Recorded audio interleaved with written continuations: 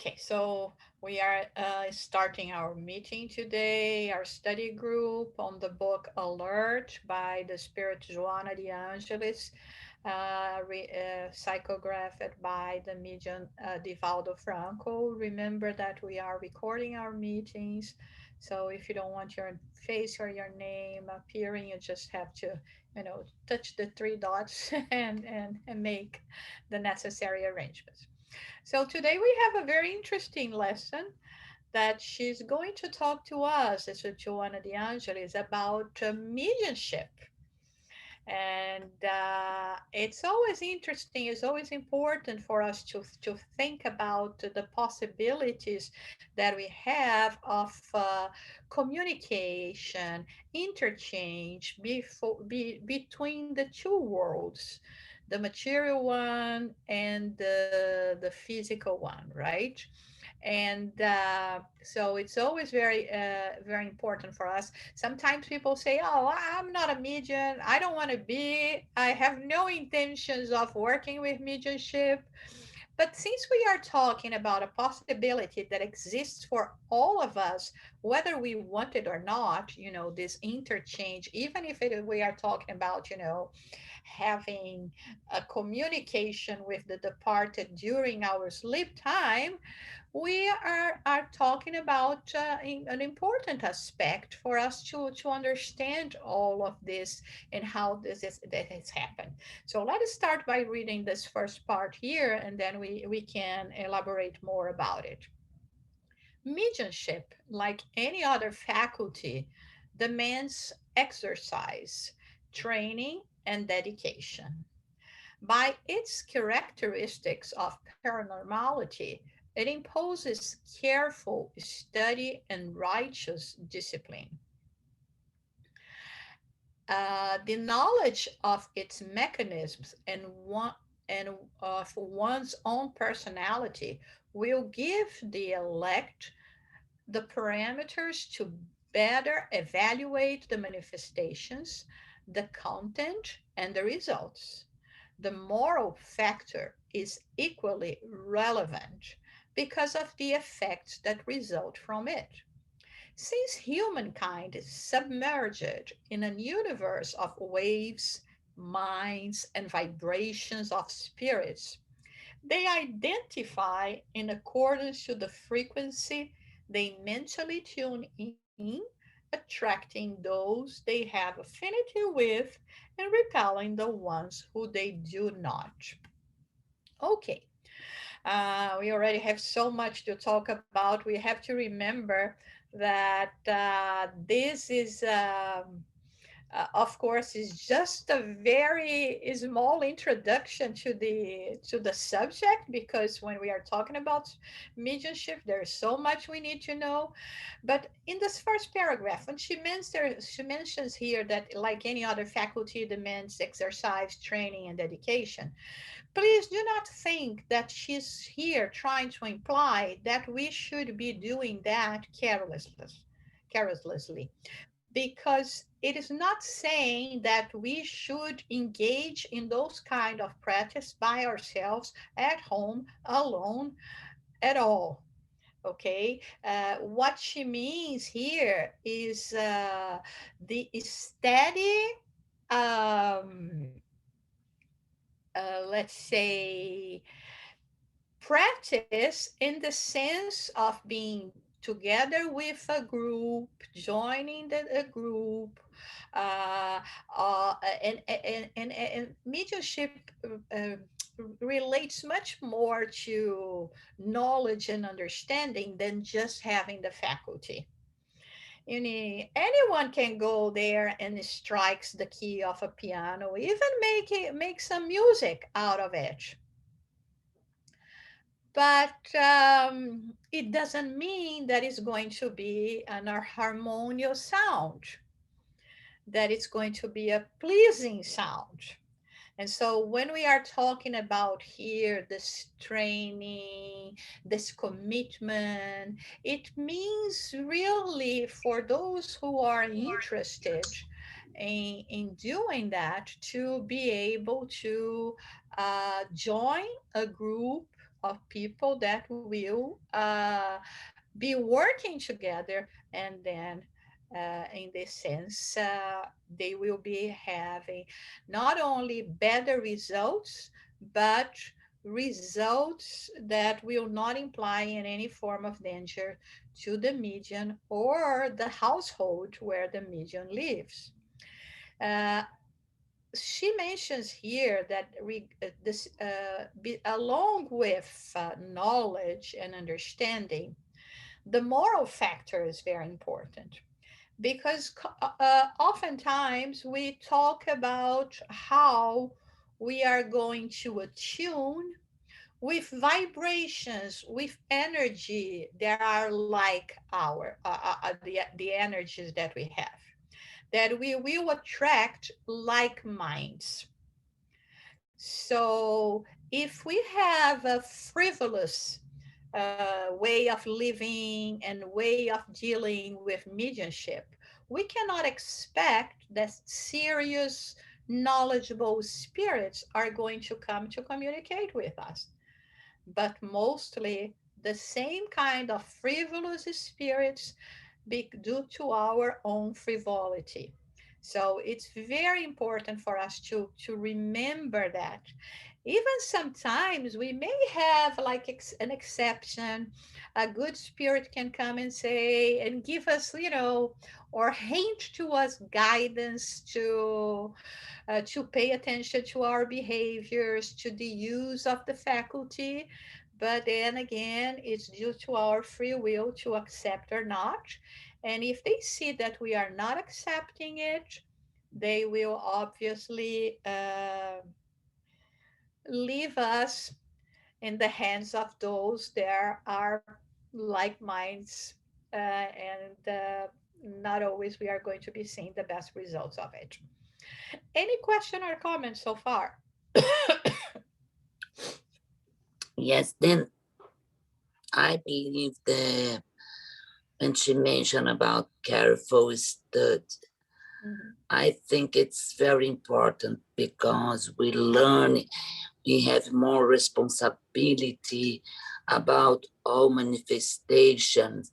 And then, because what I can see is many people as a curiosity and then ask for manifestations and a message, anything like this as a curiosity, and to know about the future or things like this. And then it's not the the propose how you use your mediumship. Mhm. It's very important what you said, because it's understandable that people will be curious.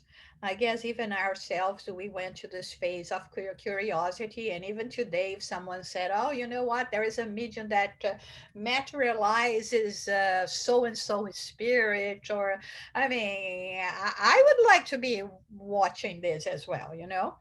Um, the thing is, it- uh, we have to understand that there is much more. I mean, this kind of phenomena is just the tip of the iceberg.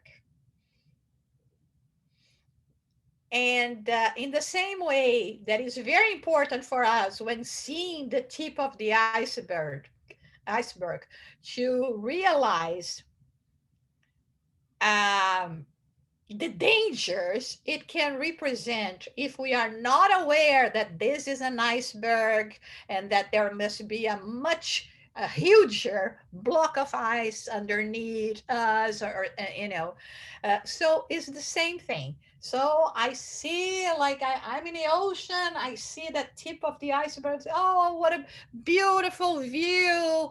It looks like a little mountain of ice on the ocean, but then it can kill me, right? The Titanic can say about that, right? So it's the same thing with mediumship. We may be, you know, um, dazzled by the phenomena. We may be curious, but we have to understand that unless we know how to deal with that, in the same way as fire, we can say the first time a human being saw fire, probably they got burned because they maybe tried even to catch that or to feel what is this. Let me see if I can grab it. And we know what happens if we are going to try to grab fire, right? So it's the same thing. It's what you said, Sonia. It's okay. Curiosity is human nature, but we also have to remember that curiosity kills the cat, right?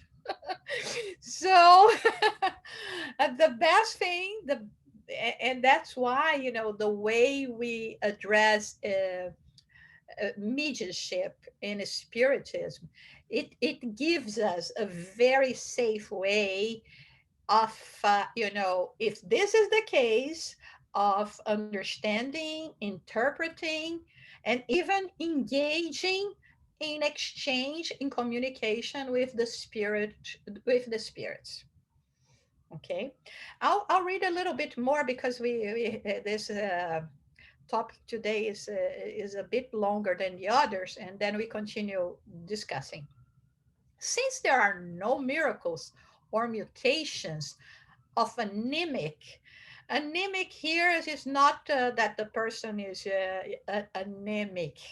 It means the manifestation of the own soul. Okay, and mediumistic processes, as they are natural phenomena, the education of the paraphysical faculties is constructed with purposeful seriousness in which they are desired to be used. Time provides success, as in any other commitment. The results are not always evident in the first attempt. The delicate weavings that cover the psychic forces makes the mediumistic phenomena independent of the medium. They should always be prepared, although they are dependent on the spirits, since without their contribution, the phenomena will not be produced. Knowledge of the mediumistic faculty will allow humanity to better produce the manifestation with efficiency and tranquility. Here she's trying to explain to us that for starters, there are two different kinds of, manifestation of souls or spirits. When she talks anemic, it means the manifestation of one's own soul. We can get into a state of trance, much like, getting into a state of hypnosis, for example, and start recollecting things from this incarnation, from previous incarnations, and start talking as if it is not ourselves. Okay, because we are not trying to deceive people, but sometimes, getting into those deep trances, it may even seem to be a different person. And there are the mediumistic process that it is when we are talking about, a different mind, a different spirit communicating with us. In this case, we have to remember that the phenomena only happen in the case that the spirit wants to communicate. But of course, we can for a spirit to communicate, it depends on a person that will have this kind of faculty to be able to manifest. There was a very famous medium, for those who are not familiar with him, from Brazil, Francisco Xavier, Chico Xavier, that he used it to say that we can never guarantee that we are going to have, the manifestation of a spirit, because he used to say that the phone rings from there to here. We cannot just say, oh, I want to talk to somebody, to this particular someone, and then we call them, we evoke them, we ring them.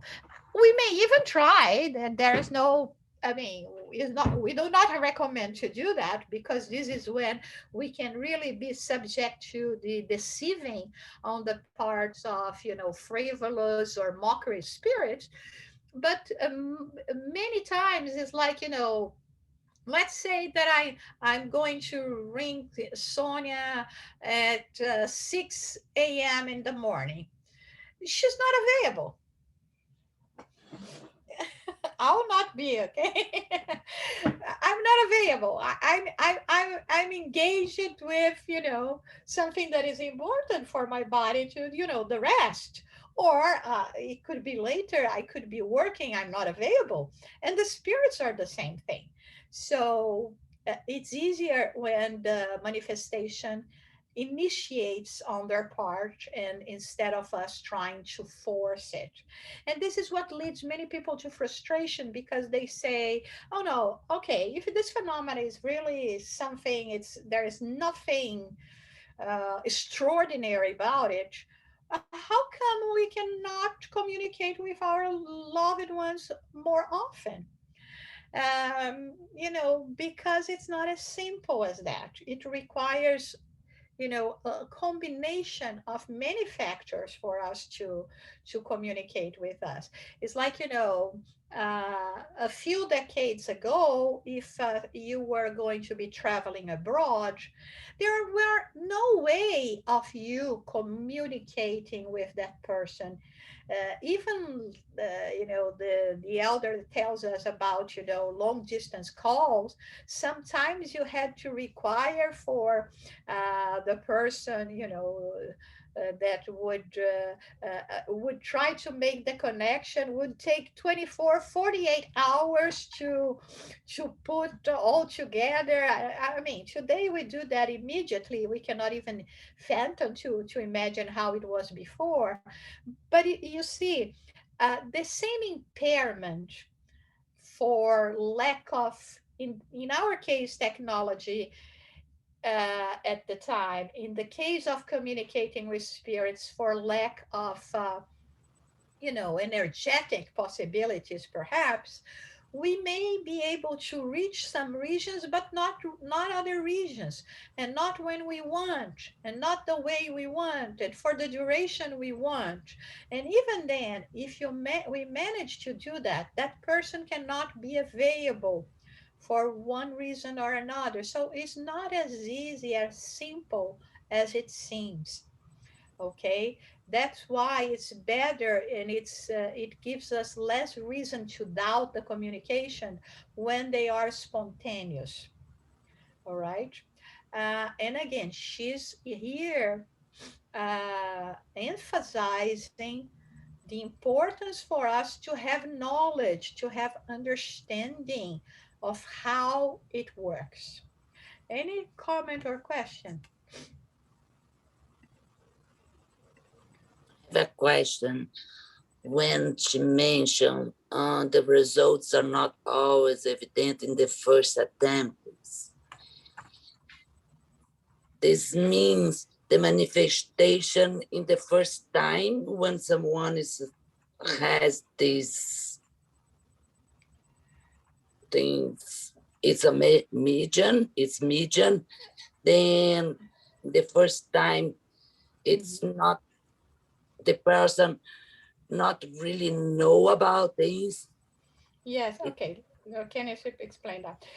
What she's trying to say here is that, I mean, again, let's use the example of playing the piano. Even if you have the gift, okay, the possibility, the talent to play the piano, obviously, with constant practice, exercise, a guidance of a tutor, you are going to have better results. Even the most talented pianist is not going to dispense the guidance of someone more experienced, even if the person is a genius. Okay, because there is always something that someone that is more experienced can tell you, like, When you practice for half an hour, stops 5 minutes, practice, because of the muscle of the hand, whatever. Because I don't play the piano, so I cannot go further than that. But I know a little bit about these exercises, etc. So in this case here, what it's trying to say is you may have the faculty, you may already have had some communications in the form of, vision, hearing, or even writing. But at the beginning, even if you say, "Oh no, that was striking," uh, you're not using your full potency. And the way we understand in terms of mediumship is when you have knowledge, when you have the discipline, when you have the commitment, it is going each time more, it's going to improve. Okay, it's even like speaking a new language. Right, for all, especially for us, if English is the second language, you may know the grammar, you may know how to write very well, sometimes even better than a native, because you studied the grammar so hard, right? But when it comes to speak, unless you practice that constantly, and even when you do that, there is always the problem of the accent, things like that, right? That makes it more complicated. So it is very hard to achieve a level of perfection. In this case, they are saying in the beginning, I even the spirits that are going to communicate to help me exercising and feeling more familiar with, the proximity of spirits and the idea of being an intermediary, all of that are going to be okay spirits. We cannot imagine that a scholar spirit, very knowledgeable in whatever subject, is going to come for the first time and give us this kind of communication. Let's use, for instance, the example of the spirit that dictated this book, being the spirit of Joanna de Angelis. She is, in terms of spirit, a scholar. She's a very wise and noble spirit. So her level of thinking, reasoning, and expressing herself, she even has to tone down a lot in order to become more understandable for us. When she first started communicating with the medium, Divaldo Franco, and this is what he himself tells us, it came to a point 10 years later that she came to her and said, I want you to throw away everything that we have been writing in the past 10 years. And he said, what? Not exactly like that, but you know, what are you talking about? There are so many beautiful pages. And she said, I'm sorry, my son, but this was only practice, exercise. And I'm doing that for your own sake, because from now on, we are going to go to the next level. And when you look what we did, or you did in the past 10 years, you're going to be ashamed of it. So, of course, being a very obedient medium, he threw away 10 years of written communication. And if we look at the work that we have now from this spirit, it's something really amazing, and it's very hard. Some of her books are very, very hard for us to understand and to go deep into the concepts. So this is what she's talking about here. Uh, at the beginning, we are more like exercising, experiencing about, different energies, and practicing discipline and commitment. And the more committed we get, the more our intentions are noble, the more or the better the level of spirits that are going to communicate. Okay, so let's read a little bit more. I'll go to the questions in a minute. Okay, Orlando. If you would like to cooperate with the benefactors of humanity in the landscape of mediumistic, or in the area of mediumistic responsibility, let me just correct it here. Sorry. Um, be cautious and surrender yourself to God, guarding your heart in study and charitable actions. Do not rush to refine your mediumistic faculties. Improve first your moral values, surrendering yourself to repairing your inferior passions in order to overcome them. Dedicate yourself to good work and to fraternal charity, learning goodwill and submission. Free yourself of caprices and pettiness of character, then learn cooperation and understanding by becoming flexible and malleable to the spiritual exchange. Practice silence and meditation when faced with lamentable facts and occurrences, training discretion and humility. Try to maintain your interior life peaceful and prevent yourself from attacking, even by thought, in order to provide the spirits with a tranquil mental outlook. Cultivate patience by dominating your arrogance.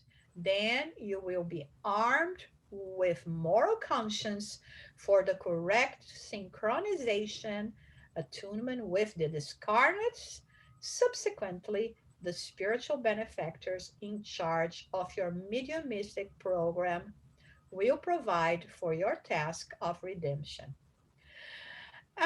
Here, I don't know whether you are painters or not, but anyone can paint a picture, right?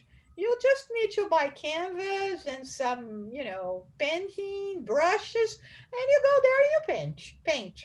You may even do an okay job, but are you going to be a Da Vinci or a Van Gogh or, whatever, or other painter that comes to mind? You see, so this is what she's saying here. We know that we are surrounded by spirits. All of us can communicate with the spirits, and actually, we do that on a daily basis without even realize it or being that much conscious about it. Uh, but the thing is, what quality of spirits I'm going to be tuning in with? If you don't care, but for those who understand the gravity of just getting into this kind of practice blindly, it can become really dangerous, really, really dangerous. So here she's giving us the uh, the guidelines for us to be sure how we can be surrounded by better level spirits. It's more about working our morals than actually just be thinking about the practicing mediumship per se. And this is very hard because we all know it's not easier for us to get better, to work our morals, to accept our weaknesses. But this is the most secure way for us to guarantee secure, steady, noble communications with spirits. Let's see some of the what Orlando wrote here. Um, why some of us are able to see spirit and others not. I'm hoping the rover in Mars will expose some spirits so I may know the spirit world. Why for so many years I don't see any more spirits. Uh, uh, well, I'll try to, I mean, those are not easy questions, right, Orlando? We could have a workshop of, a 4-hour workshop just to discuss those questions, but I'm going to try to be as brief as possible. For the first question, why some of us are able to see spirit and others not? I imagine many people will say, thank God I don't see spirits, right? Because otherwise I would be frightened to death. Even for spiritists, us that we do believe, we know the spirits are all around in kind of a different dimension. That's why we don't see them. If they all of a sudden could manifest before our eyes, I would be very scared. Me too. I mean, it's like, even if someone alive, you were alone in your home, and all of a sudden, a living person gets into your home, even if it's not to do anything bad, but just got into your home to talk to you without unannounced it. At first, you're going to be very surprised and then fearful, and right? You're not expecting. So whether it's someone alive or dead, it would frighten us a lot. And so many people still would prefer not to be able to see spirits or not. Everything depends on our commitment, Orlando. And believe me when I say, thank God, not out of practice, but out of hearing a lot of people that has this practice. Once we have, like, let's say, the third vision open, you don't choose the time of the day and the kind of spirits and things that you are going to see. It's open is open, and it can be very hard to deal with that. It can lead people to a hospice, to a mental house. So I think that for the moment, us having a glimpse, sometimes, even in a blur, seeing or knowing, it makes it makes things much easier. So in this sense, average is good. I just, It's yes. I just want to say I agree. Uh-huh. Uh, I every night I'm afraid that I may see some spirit, and what will I do? Will I run out of the apartment or what?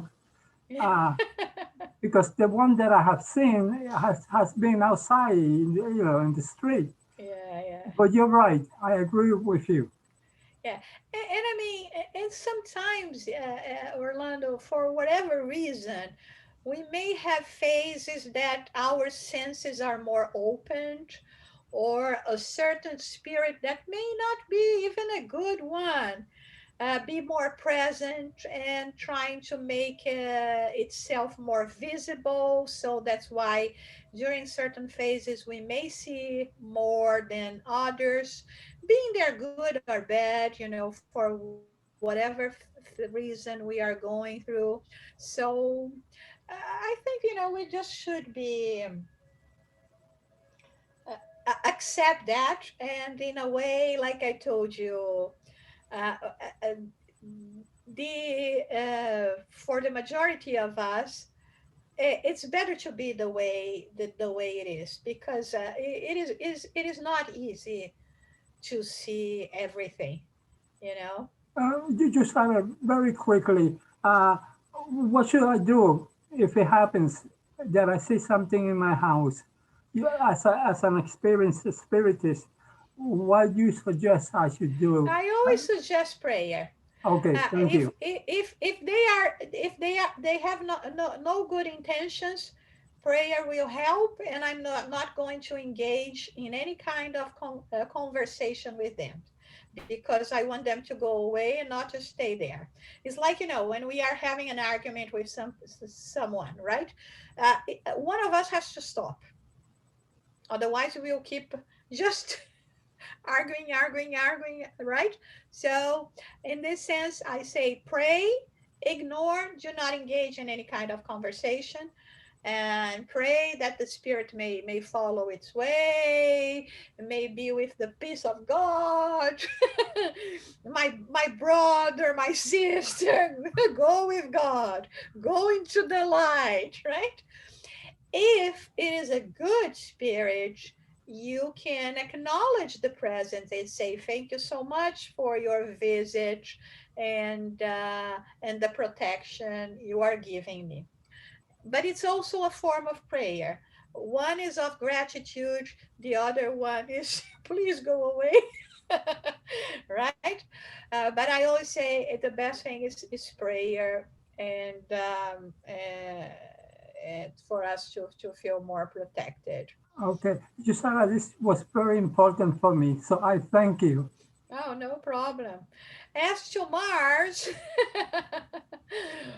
as we learn, I don't think we are going to find life in the way we find it here, because the bodies, they will have different textures according to the possibilities of planet. It doesn't mean that they are not there, but they are not visible to us. Our body may not, and even uh, devices may not even be capable of, you know, acknowledging their presence, especially when we are talking about a planet that can be more evolved than us. In the case of Mars, I don't know, I don't think it is much, but in case of a planet like Jupiter and Saturn, that the spirit says that the population there is more evolved than we are, we cannot see them. So it doesn't mean that they are not there. It's very much like the spirits. We don't see them, but it doesn't mean that they are not there. Okay, let's read the last part here, and then we can. Oh, yeah, the little one. Jesus, the medium par excellence, surrendered himself to God without demand or precipitation. He received from the Father the guidelines of his messianism, with which he has been reaching us from the valley of the human weaknesses to the mountain of spiritual sublimation. That is our beacon of light. So, here, following what she was talking to us before, she's trying to say that, let us be calm, let us not be precipitated, let us understand that mediumship requires a lot of responsibility, discipline, commitment, that it requires us to work on our inner transformation if we want to be sure that we are going to be communicating with higher level spirits. They don't need to be that much, even a bit better than we are already. It can be enough, but we don't want those that knows even less than we do, right? Or that can be stubborn like we are. Right? We want someone to really tell us things that we can trust. Because a spirit can come here and say whatever the spirit wants, like a person. I can come to you and say whatever I want. Is it true? You don't know. You cannot know for sure. You only know depending on the level of spirit, because if the spirit's more evolved, the spirit's not going to lie to us. It's not going to disclose lies to us. So here they say, uh, take your time, do not rush. There is no need for that. And when we do that, in terms of precipitation, it's going to it may cause us trouble.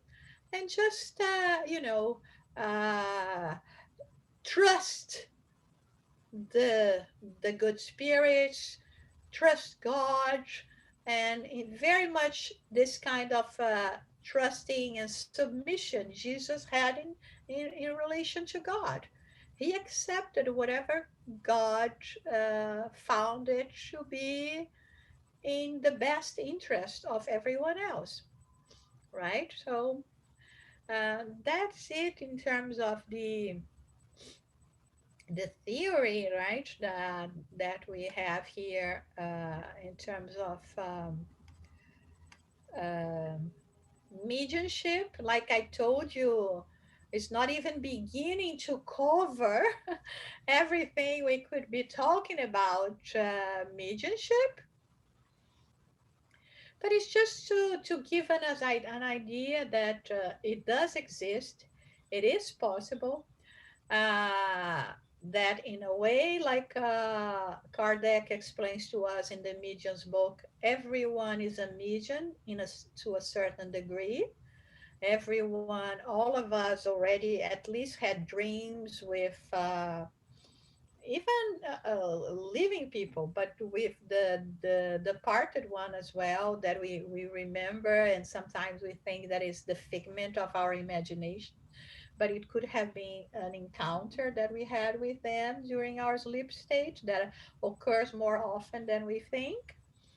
And just for us to be careful, not to being only dazzled by what can strike our eyes, our senses, without thinking that we cannot get into trouble as well. Any more comments or questions? Let's see what we had. Yeah, next week we're kind of going to be talking about the same subject about spiritual influences that will be showing more, about this connection in terms of mediumship. Yeah. Gisela, Yes. I would like to know if Marilyn has a question. Okay. Yeah, sure. Okay, what I really would like to do is to give a plug to this beautiful book. I Ah. just love it. It is so interesting, and there's so much knowledge in here. I read it every day, and you can see how far I am already. So I urge Wow. you all, get this book. Marilyn, unfortunately, in the, spiritists overall, uh, they don't dedicate themselves that much to read the spiritist review. Because as you show there, it's a thick book, and we are talking about 12 volumes. But they are a work of art, and they are the basis that Kardec used for the other four books of the codification. The first one, the Spirit's book, came before this one, but the others, they came as a result of this research, of the communications that he received. I mean, when you read that and you see that people at that point from many different parts of the world talking about their experience as mediums, their experience phenomena, you're absolutely right. It's phenomenal, and we try all the time to make people interested. I say sometimes, I know that there are some parts that he talks more about administrative issues. So if you don't want to read about the administrative issues, that's fine. Just go to the next item. But don't discard the book entirely because of 10% of the administrative issues that he felt obliged to, to the followers at that time, to the members of the Parisian Spiritist Society, in order to make everything very clear and transparent in terms of what they were doing. But other than that, the book is just, like you said, Marilyn, is absolutely amazing. Again, I'm going to repeat the Spiritist Review. We already have published years 58, 59, 60, 61, and 62. And hopefully by the end of the year, we will have 63 already. 1863. So we already have five of them and going to have six of them already for the hope by the end of the year. Yes. Okay. Thank you, Marlene, for your contribution. I just want to say something quickly. Yeah. Marilyn, please, if you have questions, Yusara has an open mind, and you're going to be very glad that you have asked her. Oh, thank you. That's true. I have an open mind. It is true.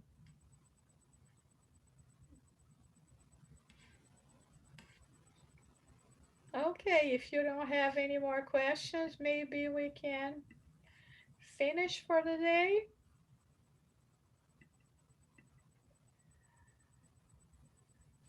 Do we Actually, have? I Oh, okay, go actually ahead. I have one because Okay. she mentioned about silence and meditation, discretion and humility, interior peaceful provide the spirit's strength, tranquil mental landscape. Mm-hmm. Then, and we know in our daily life, maybe one day we're sad, another day we we are hushed. I don't know. Then it when you're not feeling well, it means it's not good to be part of the median meeting. Uh, no, we should. Because and this is a bit more complicated because s-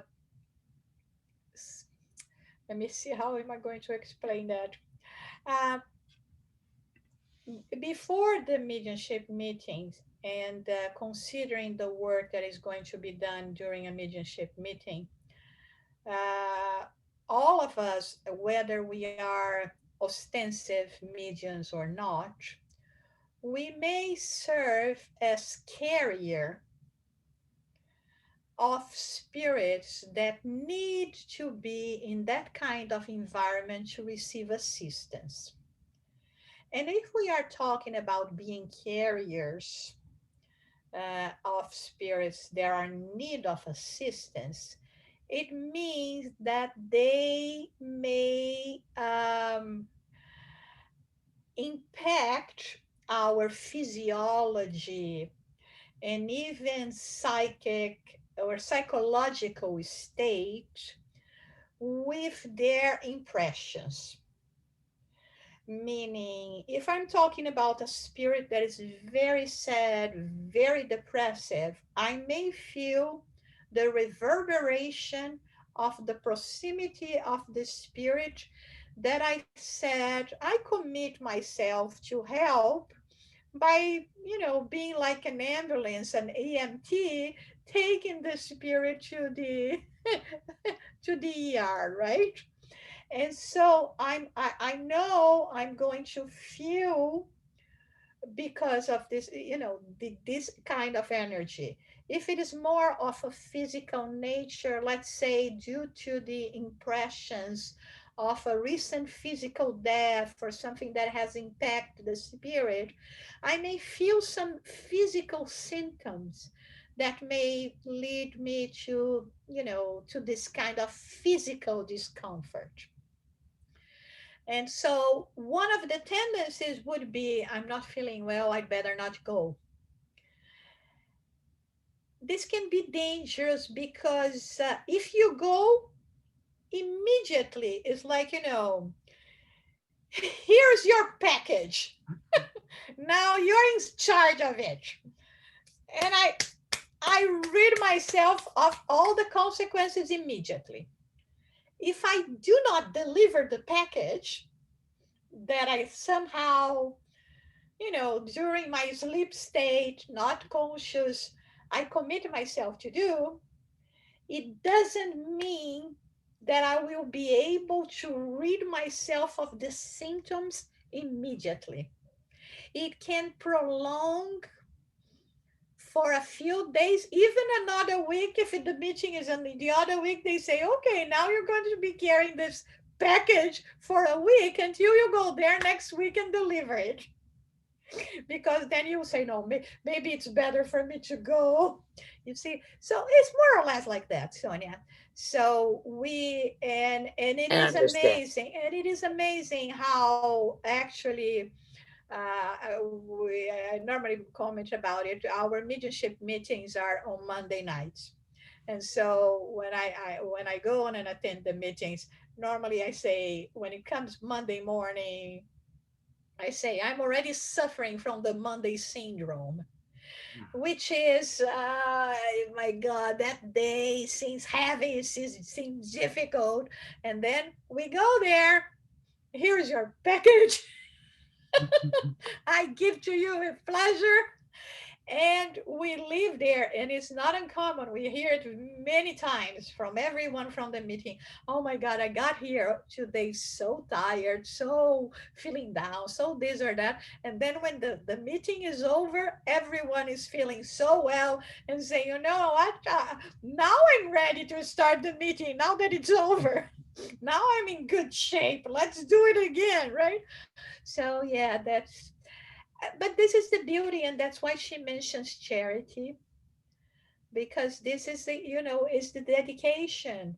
Like we see nowadays, the dedication, of everyone that is in the medical field, how they are, with the sacrifice of their own lives, putting in risk the lives of their own families. They are there for us. So this is the commitment that the mediums have. And that's why, Orlando, why not everyone is able to see spirits or to be a medium, because they would not be capable of committing themselves to this kind of, work, of dedicated work, of everything that you read there, Sonia. Yeah. Okay. Thank you. Okay. Leah, could you do the final prayer for us? Yes, of course. Thank you.